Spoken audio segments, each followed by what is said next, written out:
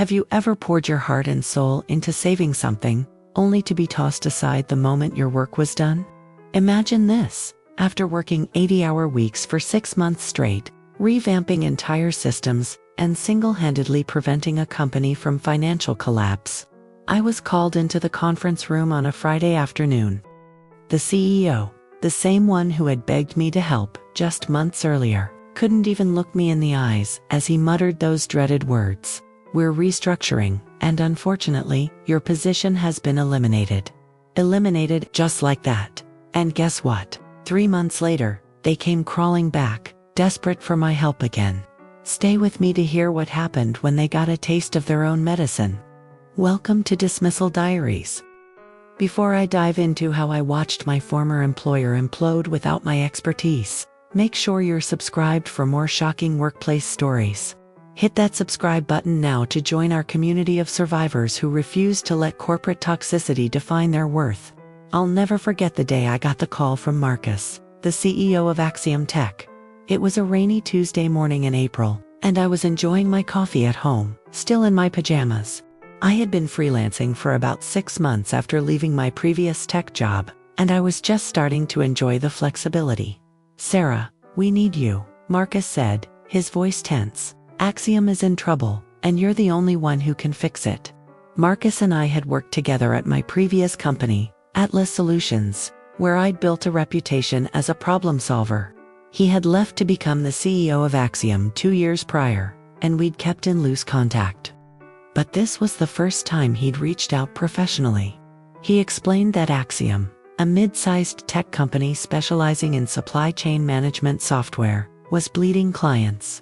Their flagship product, Supply Chain Pro, was buggy, outdated, and customers were jumping ship to competitors.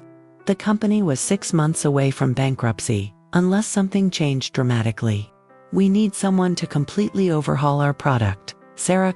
The development team is demoralized, the architecture is a mess, and we're losing customers every day.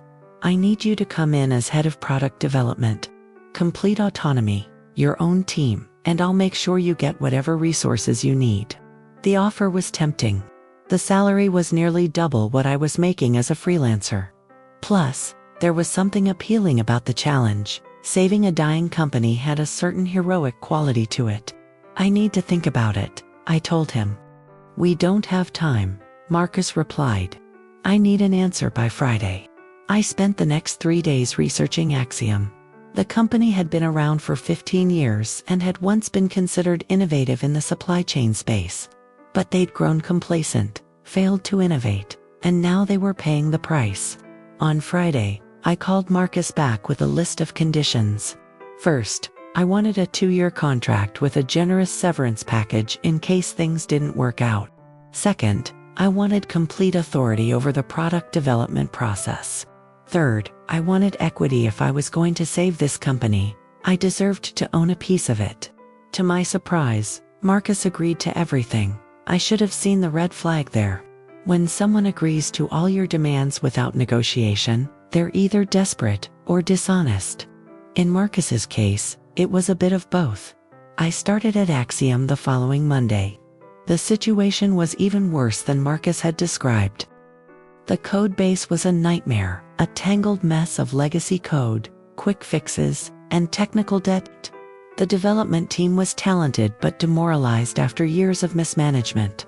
The product managers were focused on adding features customers didn't want, instead of fixing the fundamental issues. My first week was spent just understanding the extent of the problems. By Friday, I had a plan. We would freeze all new feature development and focused exclusively on fixing the core issues: performance, reliability, and user experience. We would start by rebuilding the foundation, then gradually add back features in a way that made sense. When I presented my plan to the executive team, there was resistance. The sales team was concerned about losing more customers if we didn't add new features. The finance team was worried about the cost. But Marcus backed me up, reminding everyone that continuing on their current path would lead to bankruptcy. "Sarah has full authority here," he announced. "We either trust her process, or we prepare to close our doors." And so began 6 months of the most intense work of my career. I practically lived at the office, often sleeping on the couch in the break room. I rebuilt the development team, bringing in a few talented engineers I'd worked with before and rearranging the existing team into more effective units. We established a new architecture, wrote new coding standards, and began the painstaking process of rebuilding the core product. It wasn't easy. There were setbacks and failures.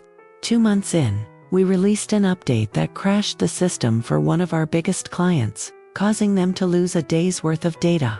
I personally flew to their headquarters to apologize and spent the weekend helping their IT team recover. Somehow, I convinced them to stay. By month 4, we were seeing results. The system was more stable, performance was improving, and customers were noticing. The client churn slowed, then stopped. By month 5, we were actually gaining new customers through word of mouth. Month 6 was when everything came together. We released version 2.0 of Supply Chain Pro, which was essentially a complete rebuild. It was faster, more reliable, and had a modern interface that users actually enjoyed using. The reviews were glowing. Sales started picking up. The company's finances began to stabilize. I was exhausted but proud. We had done it, saved a company from the brink of collapse. The team celebrated with a huge party, and Marcus gave a speech praising my leadership and vision.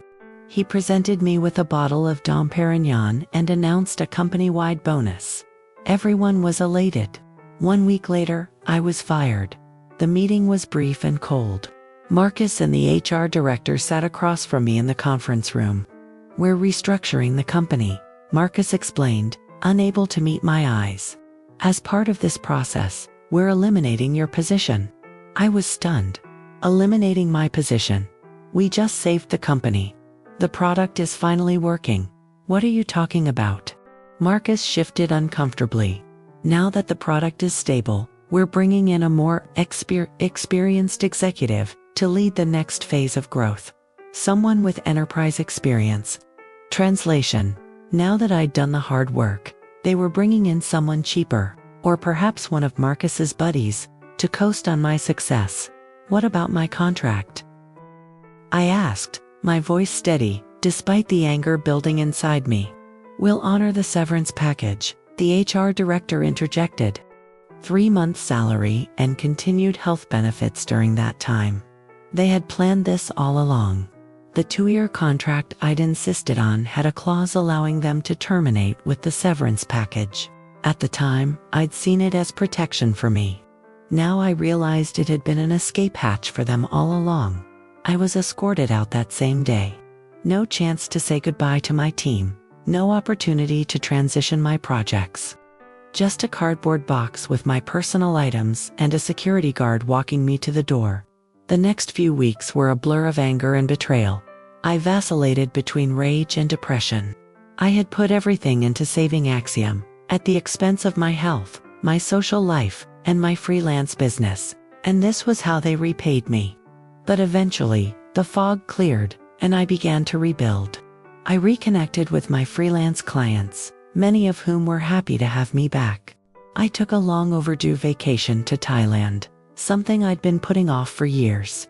I started consulting for startups, helping them build solid foundations from the beginning, rather than fixing broken systems. 3 months after my unceremonious departure from Axiom, my phone rang.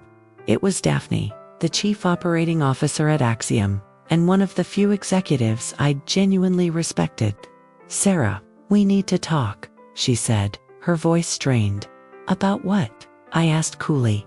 "Things aren't going well here. The new head of product development, he's making changes that are causing problems. Major problems. We've had 3 system outages in the past month. Customers are furious. The team is falling apart." I couldn't help but feel a twinge of satisfaction. "That sounds challenging," I replied, keeping my voice neutral. "Marcus asked me to call you," Daphne continued. "We need your help. Would you consider coming back as a consultant? Just until we stabilize things again?" I almost laughed out loud. They fire me, and 3 months later they're begging for my help. "I'm sorry to hear things aren't going well," I said. But I'm quite busy with my consulting practice now. I couldn't possibly take on another client at this time. Sarah, please. Daphne's voice was desperate now. We'll pay whatever rate you ask. This is urgent. It's not about the money, Daphne, I replied. It's about respect and professional integrity. Tell Marcus I appreciate the offer, but I'm not interested. I hung up, feeling a mix of vindication and sadness. Part of me still cared about the product we'd built and the team I'd led, but a larger part knew that going back would be a terrible idea. Over the next few months, I kept tabs on Axiom through former colleagues who would occasionally text or email updates. Things continued to deteriorate. The new head of product lasted just 4 months before being fired himself. Key developers began leaving. The system became increasingly unstable as changes were made without proper understanding of the architecture. 6 months after my departure, Axiom lost their biggest client after a catastrophic system failure that left their supply chain paralyzed for 3 days. The stock price plummeted. Layoffs began. 1 year after I'd been let go, Marcus himself was ousted by the board. The company was put up for sale and eventually acquired by their largest competitor for pennies on the dollar. Most of the remaining employees were let go in the acquisition. It was a textbook case of short-sighted leadership. They'd seen me as expendable once the immediate crisis was averted. They hadn't valued the institutional knowledge I'd built, the relationships I'd formed with the team, or my understanding of the system's architecture. They thought anyone could maintain what I'd built. They were wrong. My phone rang again, almost exactly 1 year after Daphne's desperate call. It was Marcus. Sarah, he said, his voice humbler than I'd ever heard it. I owe you an apology. Yes, you do, I replied simply. I made a huge mistake letting you go, he continued. It cost me my job, and it might have cost the company its existence. That wasn't entirely my fault, I said. But your decision certainly didn't help. I'm starting something new, Marcus said after a pause. A smaller company, more focused. I've learned my lesson about valuing talent. I was hoping you might consider. I'm going to stop you right there, I interrupted. I appreciate the apology, but I'm not interested in working with you again. My consulting practice is thriving, and I'm much happier now than I ever was at Axiom. There was a long silence before Marcus spoke again. I understand, but if you ever change your mind, I won't, I replied firmly. But I wish you luck, Marcus. I hope you've learned something from all this. I have, he said quietly. More than you know. After hanging up, I leaned back in my chair and looked out the window of my home office. The sun was setting over the city, casting long shadows across my desk. My calendar was full of interesting projects with clients who respected my expertise and valued my input. My bank account was healthy, and for the first time in years, so was my work-life balance. Getting fired from Axiom had been painful, even traumatic. But in retrospect, it was the push I needed to create a career and life that was truly fulfilling. I no longer had to save companies from themselves. I could help build them properly from the ground up. I thought about all the lessons I'd learned from the experience. First, trust your instincts. When Marcus agreed too easily to all my demands, I should have recognized the red flag.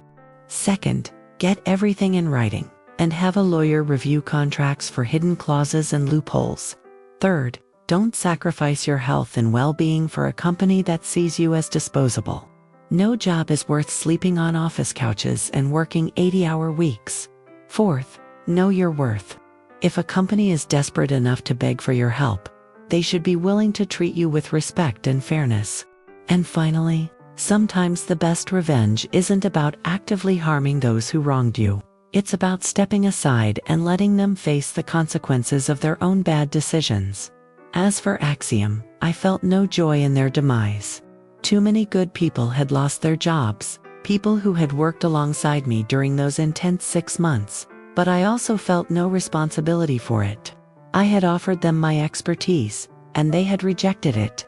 What happened afterward was entirely on them. These days, I'm much more selective about the clients I take on. I look for companies with leadership that values expertise and treats people with respect. I build long-term relationships rather than swooping in for emergency rescue operations, and I maintain firm boundaries around my time and energy. The irony isn't lost on me that getting fired from Axiom ultimately led to the most successful and balanced period of my career. Sometimes, what seems like failure in the moment turns out to be a blessing in disguise. Sometimes, losing a job you thought you needed opens the door to opportunities you never would have considered otherwise. So if you're listening to this and you've recently been fired or laid off, especially after giving everything to a company that didn't appreciate you, know that it might be the best thing that ever happened to you. It certainly was for me. That's my story of corporate betrayal and ultimate vindication. Have you ever been pushed out after saving the day? Share your experience in the comments below. I read every comment and would love to hear how you handled a similar situation. And if you enjoyed this glimpse into the darker side of corporate culture, make sure to subscribe to Dismissal Diaries for more eye-opening workplace stories. Hit that subscribe button, ring the notification bell, and join our community of professionals who've learned that sometimes getting fired is just the beginning of something much better. Thanks for watching, and remember, your worth isn't determined by how a company treats you, but by how you rise from their mistakes.